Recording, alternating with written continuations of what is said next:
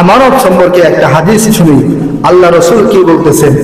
নবীজি বলেন, আদিল আমানাতা ইলা মানি আমানাকা, উম্মত তোমরা আমানত আদায় করে দাও, আমানত তার পাঠকের কাছে আদায় করে দাও। ওয়ালা তাকুন মান খানাকা, কেউ তোমার সাথে যদি আমানত আদায় না করে অন্তত কমপক্ষে তুমি তার সাথে খেয়ানত করো না। একজন আপনার সাথে খেয়ানত করেছে, বিপরীতে আপনিও পাল্টা প্রতিশোধ দিলেন না, আপনি তার সাথে খেয়ানত করবেন না, তার খেয়ানত তার কাছে আর আপনার আমানতদারিতা আপনার কাছে। রাসূল বলেন, লা ঈমানা লিমান লা আমানাতা লাহু, উম্মত যদি আমানতদারিতা তোমাদের কাছে না থাকে তো তোমাদের ঈমানের আর কোনো মূল্যই থাকবে না। আমানতদারিতা থাকতে হবে।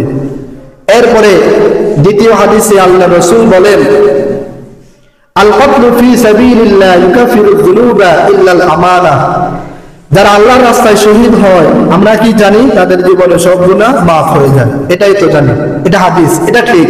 তবে আরেক হাদিসে আল্লাহ রাসূল বলেন, আল কতলু ফি সাবিলিল্লাহ ইউকাফিরু যুনুবা কুল্লুহা ইল্লা আল আমানা, কোন শহীদ যদি আল্লাহর রাস্তায় শহীদ হয় কিয়ামতের ময়দানে তার সব গুনাহ মাফ হয়ে যাবে, কিন্তু আমানত যদি খেয়ানত করে সেই গুনাহ মাফ হবে না।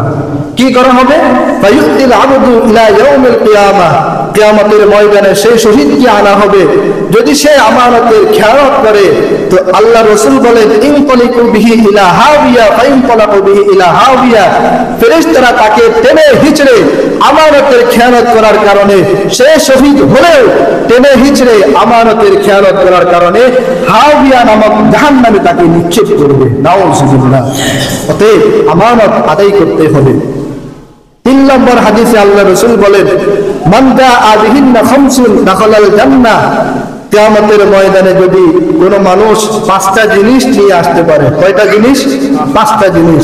1 নম্বর, মান হাফাযা আলা সালাওয়াতিল খামস, 5 ওয়াক্ত নামাজ যদি কেউ নিয়ে আসতে পারে কিয়ামতের মাঠে। ওয়া আতা যাকাতা, যাকাত যদি কেউ আদায় করে। ওয়া তাসুমা রমাজানা, রমজানের রোজা যদি কেউ রাখে। ওয়া তাহুজ্জাল বাইতা, হজ যদি কেউ আদায় করে। ওয়া আদাল আমানা, আর 5 নম্বর কেউ যদি আমানত আদায় করে, নবী বলেন দাখালাল জান্নাহ, সে জান্নাতে প্রবেশ করবে। সুবহানাল্লাহ। মুহতারাম হাজিরিন, এই হচ্ছে আমানত সম্পর্কে কিছু কথা।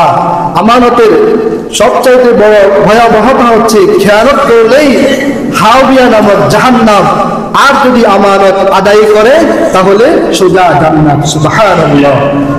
মহান রব্বুল আলামিন আমাদের সকলকে আমানত আদায় করার তৌফিক দান করুন।